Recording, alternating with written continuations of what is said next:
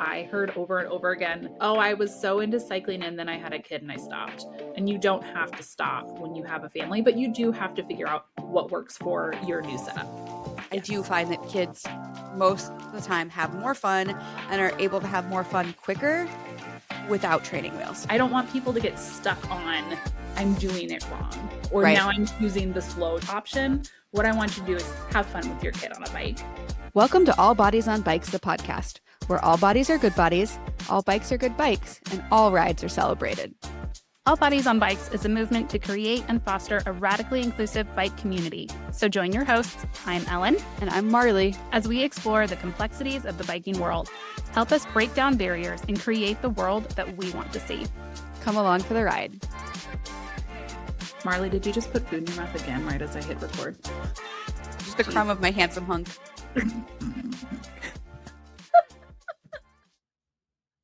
I already forgot that's what they were called. I made you blush.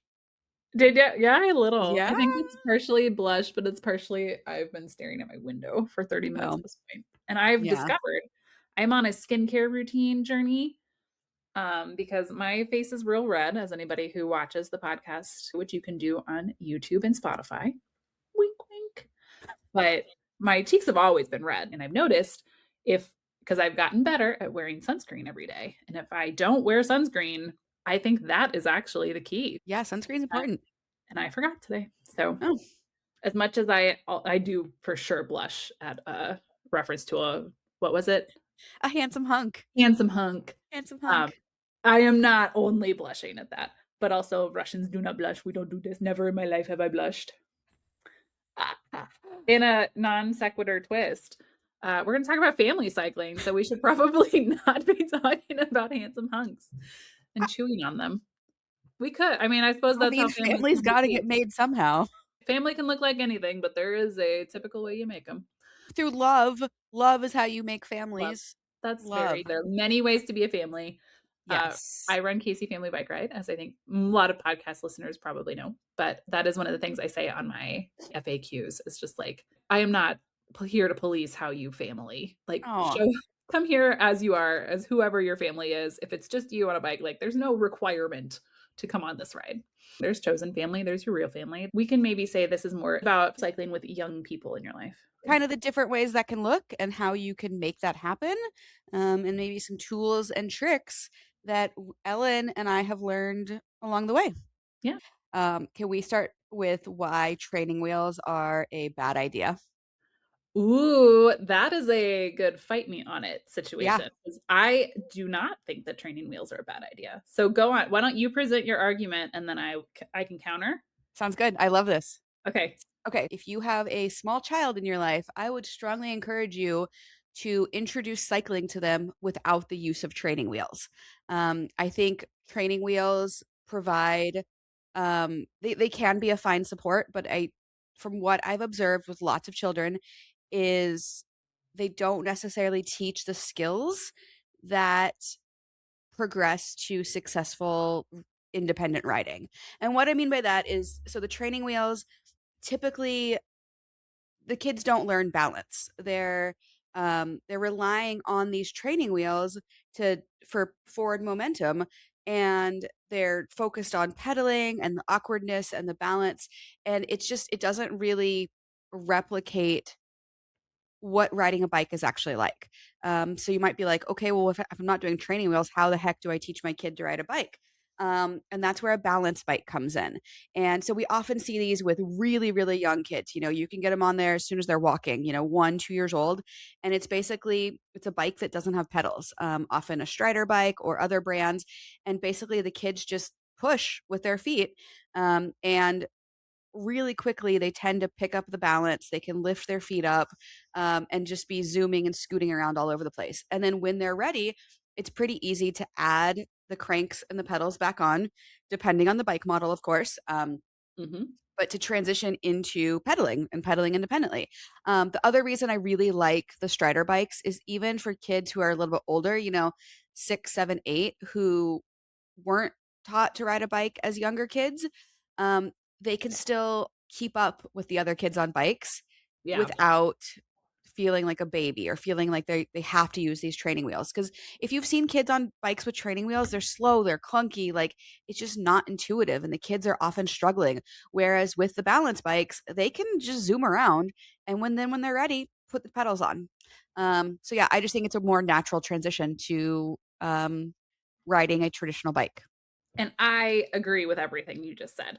For the record, I am like, as far as like what I did in my actual life, my kid started on a stride bike. It is amazing how fast they figure out balance and how fast he started picking his feet up and then turning. Like he was brainwashed, A, but B, like How was he brainwashed? because I was like, you're gonna ride a bike. Oh, Like okay, he okay. doesn't know life without bikes being a main form of transportation. But he still like is just a kid. Like he could have decided, no, I'm not gonna do this. But he didn't. Like kids love bikes, first of all. I dare you to find a kid who sees a bike and doesn't try to ride it. Yeah. But so all of that to say, I agree with you. My hang up on this is I want kids to ride a bike they will ride. There have Yes. been many kids in my life who will not approach that bike if training wheels are not attached.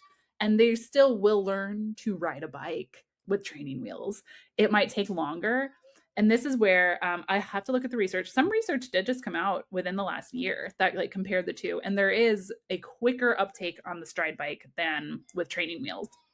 What I'm curious to know is what does the data look like once they are 5, once they are 6?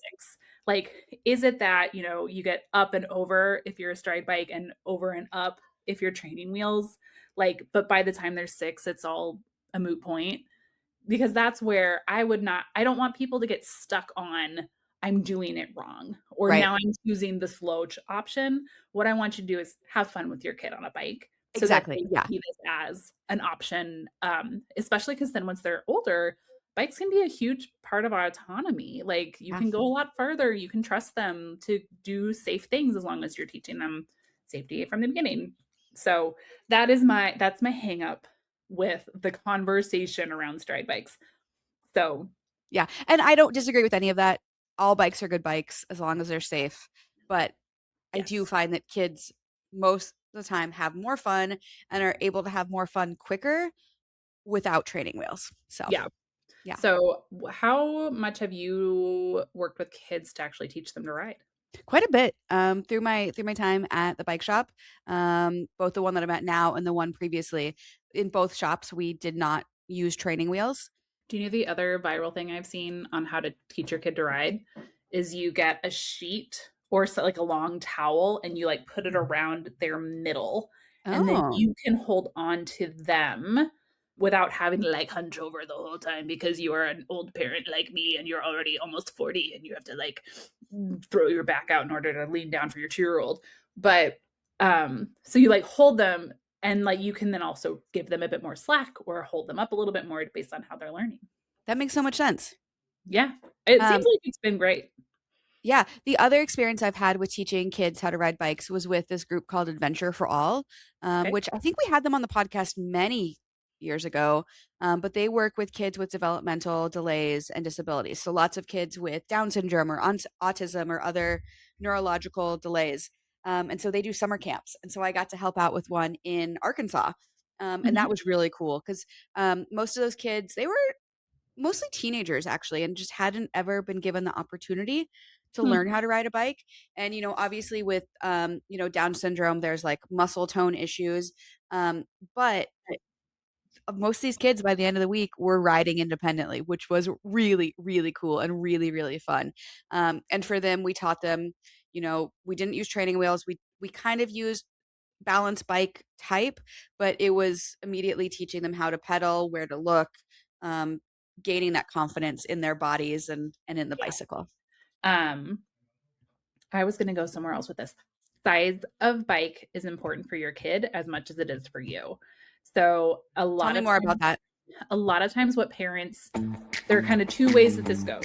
Parents will have your kid on too small of a bike because you want them to be able to stop with their feet if they're not picking up on braking. So I get that hesitation, but it's not actually helping them because now they can't pedal effectively, which is discouraging, and they are learning to brake with their feet instead of with their hands or pedal backwards if they have coaster brakes. So you're not doing them actually a service if they're on too small a bike. And And then what happens next will be that parents think, I don't want to buy a bike every time my kid grows 3 inches. I'm going to skip a size and go up too big. Now your kid is too stretched out. And that feels really uncomfortable, especially if they went from super crunched on the too small to now they're too spread out. And I've seen that discourage kids, that kids who had been flying around on their stride bikes, if you put them on a bike now that's too big, they feel really uncomfortable and they don't want to do it anymore. And now they can't balance correctly because you're like in the wrong position.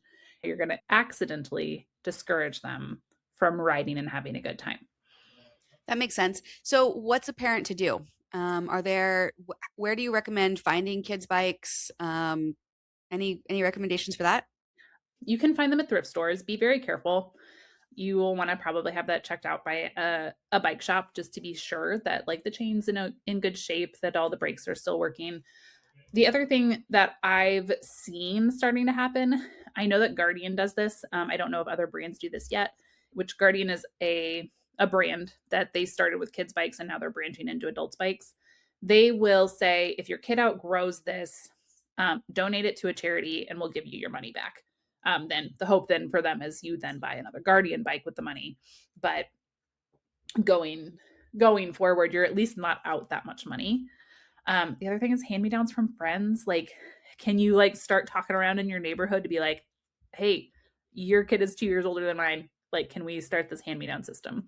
This is Yeah. like one of the biggest things I'm trying to solve for with family cycling, actually. Like, I would love for it to be that there's just a rental system. Like, pay $50 a year to get the right size bike. And then eventually you like buy the one once they're kind of leveled out with their growing, or if they just get more into it. But because it's the same with kids' clothes too. It's like, God, I don't want to buy all these things. The other thing is like, I'm not completely opposed to the cheapo ones from the big box stores either. I Again, agree. I want your kid to ride the bike that they'll ride. And if that's what's standing in your way, go for it. If your kid is truly getting into like racing, then it's the same as if you would talk about like now you're into competitive soccer leagues, like you're going to be spending money one way or the other. So, Exactly. For kids' bikes, things to watch out for is the weight of the bike. Some of the more kid-specific models are going to be lighter and easier for the kid to control. mhm, The big box store bikes are going to work fine as long as they're put together safely. Huge caveat on that. yep. But they are going to be heavier. But I mean, when I was a kid, I rode a Toys R Us bike for a long time. I got a Yeah. great photo of it, and I love it. Kids will ride anything. The big thing is make sure it's safe, make sure those brakes work. Teach your kids how to air up the tires. Hmm. It is definitely a skill that kids can learn, I'd say from like 8 or 9 years on, Yeah. and teach them like how much air to actually put in the tires, what it's supposed to look like. And that's a really good skill for self-sufficiency. That is a good point. I think I would probably not have even thought of that for my own kid. He's only 5, but they get autonomous pretty quickly. And that would Yeah. be a good way to make sure that and I mean, like kind of basics, fix a I flat. mean, If you are going to let them out on their own, teach your kids the ABC quick check, even sure. if they're too young to know how to operate the pump or strong enough, teach them to check the air in their tires, check their brakes before every ride, pull the brake levers, do the brakes work, teach them to look at their chain, is there any banana peels or toys or clothes or is anything in there? Is the kickstand up? Just teach your kid about their bike, that it's a tool and that it needs to be taken care of. Don't let them leave it out in the rain. If you live in a place where theft is an issue, get them a lock that they know how to operate. They've got Mhm. locks with codes that kids can remember. Yeah. And yeah, I think bikes are such a great way to start teaching responsibility. I was surprised at how easy my kid could remember a code. It's kind of let your kid surprise you. Like this is again, it's just a really good way to relinquish some of that control, which is a big part of parenting, is learning how to let them fly on their own and not do it all for them. It can be a really good baby step way of introducing that into your kid's life. Yeah.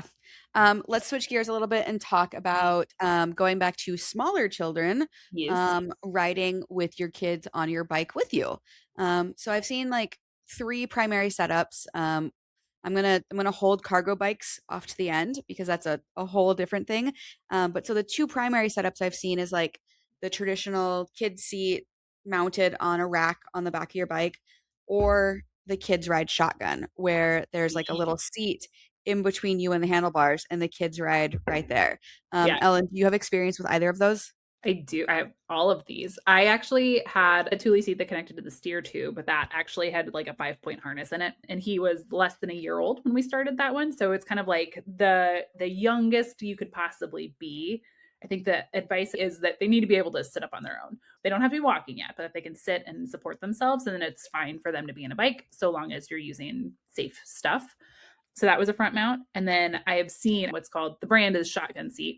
It actually connects the down tube and it is only a seat. Sometimes they do have their own little handlebars, but for the most part, they just hold on to yours. And then they have little foot pads. And both of those versions, kids fucking love them because they are right up front. They get to see everything. And that was my favorite setup as a parent because they are just right there and you just talk to them. There's starting to be, at least on my Instagram feed, some viral videos of people who've mic'd their kids up in those front seats and just their little conversations and the way they're seeing the world and thinking about what's flying by. And then the other thing I loved about that is, especially in like less bike friendly places, people are not expecting a smiley baby on a bike right there. And so you get to see everybody's face light up when they're like, oh my God, there's a baby on a bike and it's got a tiny helmet and it's so cute. So that was the fun part for me. Yeah. And then yes, the back bike rack, tons of rack options there. And it is just as fun. And I think, like we kind of just, as my kid grew, kept going with which seat he was in. It was harder for us to chat with him once he was Yeah, because he's behind you. Because he's behind me. Doesn't mean he didn't try, but it makes it a lot harder to talk back, which is, I guess, kind of ironic now that I'm thinking about it, because he couldn't really talk when he was 1. But any of those, like whatever fits your bike, I think you do need to be careful about what type of attachment you look for, because not everybody's bike has a back rack. There are other seats that you can get that like attach to your seat post. Yeah. So yeah, my recommendation there is go to your bike shop and let them help guide you in what's safe and what'll work and what won't work. Yeah. Lots of good brands out there though. Like yes. That's definitely a situation where just take what you can get. And a lot of times you'll get hand-me-downs of those too. Because like I said, like that front seat we only used for months. Like I don't think we hit a year with that because I have a kid who grows exponentially in the first 4 years. So yeah, let's talk cargo bikes now. So as your kids get older, or actually I have friends that would carry their infants around in a actual car seat mounted to their cargo bike. But cargo bikes open up tons of room, both literally and anyway, cargo bikes have lots of room. And so, there's like the long tail cargo bikes where it's literally what it sounds like. The frame is longer in the back and you can have kind of a bench seat and then the kids can ride behind you. And you can put rails, like a hoopty rail to keep them in there. You can put seats, you can with the 5-point harnesses. They've also got the front loading cargo bikes where you've got the basket and you can just put your kids in there. In the baskets, you can do a 5-point harness. You can do all sorts of stuff. You can do rain covers. The sky is the limit, truly, for how to ride with your family on a cargo bike. Yeah, I've seen a couple of cyclists who installed, what are they called? Not the hook, but the part that you would attach to. No, like the actual. Anyway, they made it a way, like they bolted on hoops so that you could attach the car seat properly. Oh, yeah, like just attachment points. Yeah, attachment points. Yeah. So yeah, I do have a friend who installed attachment points under the front of her front bucket cargo bike so that the car seat was properly like attached in there and not just set down in. Yeah, I did too. Especially this friend was a totally car-free family in Seattle and their like pediatrician required it of like, okay, if you're going to be riding around, like basically this car seat needs to be as secure as it would be in a car. Yes. There was a legislator somewhere who just rode home from the hospital with her baby in the front. I think it was Minnesota. I think you're right. Yeah. I think it's Minnesota. Yeah. But the same situation. Like she made sure that everything was safe going in, but you can totally do it. Man, I will say from a parent perspective, I have not once had to argue with my kid about getting on the bike, whereas getting my child, who suddenly is very strong, into the car seat he doesn't want to go, he's not going to go. Like, that's an awkward situation, but like, he's up for a bike ride all the time, which Yeah. again, brainwashed. Okay, But so do you have for parents who might be new to this, who are thinking, okay, I could ride my bike places with my kid. That might be easier than, getting the minivan out, or gas is $5 a gallon. We want to transition to riding our bike more. What are some tips that you have for parents getting into this, or families getting into the family bike world? that's a good question. I think the mindset shift is that it is not harder than getting into your car. Like, think about what is really close to you that you could be doing on a bike instead of in your car, and start there. How close is the library? How close is your school or a grocery store? There are small changes you can make to your bike that open that up pretty quickly. So yes, you need a safe seat for your kid to be in, but then like a couple of panniers, like just to make sure, if you do a library run, your kid can probably hold one book, but maybe not 5 books, and they want to bring home 10. So make sure you have a way to get everything, whatever it is, back and forth from where you're going. I think a lot of people first think to safety in these situations. Kansas City is a grid system, so I have the ability to just choose a parallel street pretty much anywhere I need to go. The broader conversation here is a lot of cities aren't set up for safe cycling in the first place, let alone to do it with a kid. So if you are feeling that way, start thinking parallelly about the routes that you're taking. You kind of have to just get out there and explore a little bit. Google really wants you to ride your bike and walk and drive on the same gigantic streets because that's the most efficient. If you're choosing a bike, you're not choosing time efficiency. So what are these little tweaks that you can choose that make it safer, make you more comfortable, and make it to where you will do it? That makes total sense. Any advice for like inclement weather? How do you deal with rain or cold? Like, are you bundling your kid up like they're the kid in the Christmas story, or? A little bit.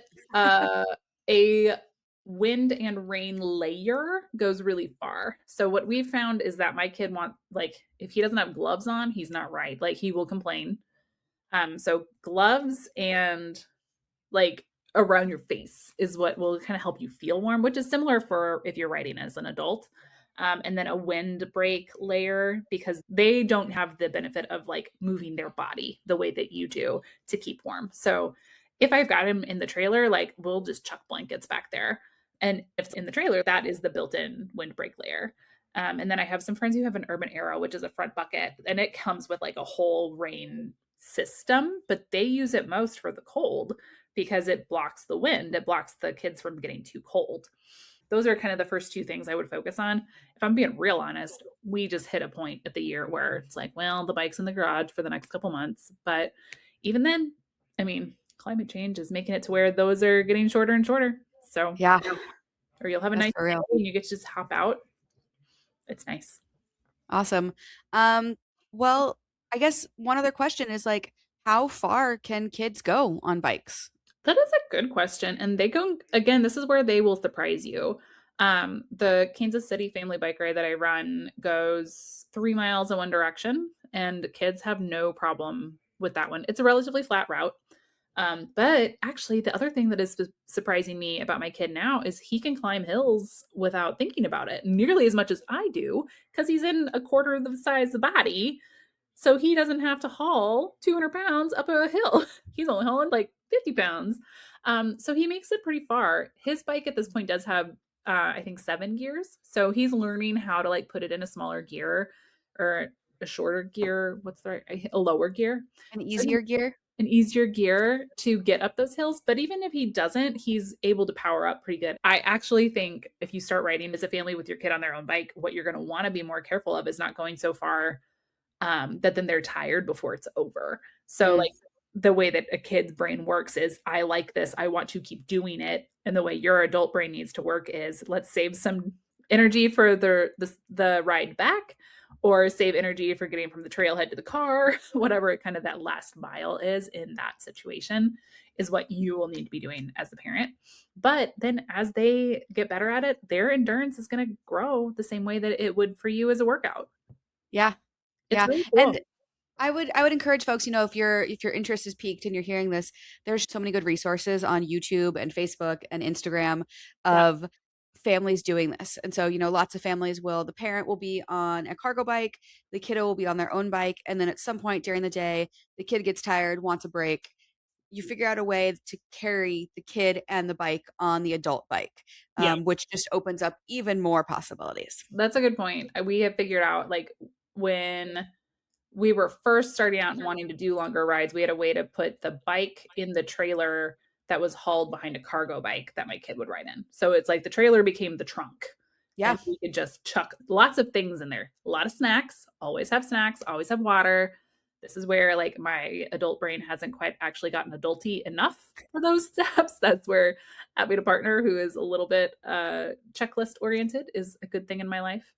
Once your kid is riding their own bike, start checking around, because there are a lot of organizations and cities that will offer some really basic safety classes for kids. So, like, rules of the road, how to handle this. Like, if you are going to start riding on street, start hammering those rules in sooner than later.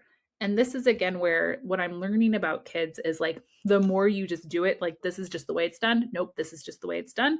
It's less of a conversation. And then in my personal experience, if someone else is teaching my kid, he is more likely to follow the rules.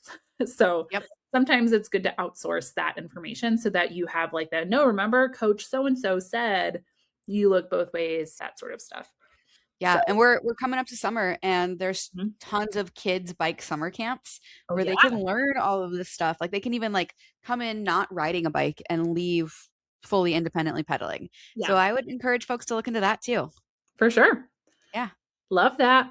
But yeah, one of the reasons I started Kansas City Family Bike Ride was because I heard over and over again, mainly from moms, but from families in general, that it was like, oh, I was so into cycling and then I had a kid and I stopped. And you don't have to stop when you have a family, but you do have to figure out what works for your new setup. And there are tons and tons of ways to do it. Agreed. Well, I hope this has inspired some folks to hopefully get out there on their bikes with their families, Me whatever too. your family looks like. And yeah, let us know what questions you have. Leave it in the comments, like, subscribe, share this podcast with your friends, and get out there and ride your bike. Yay.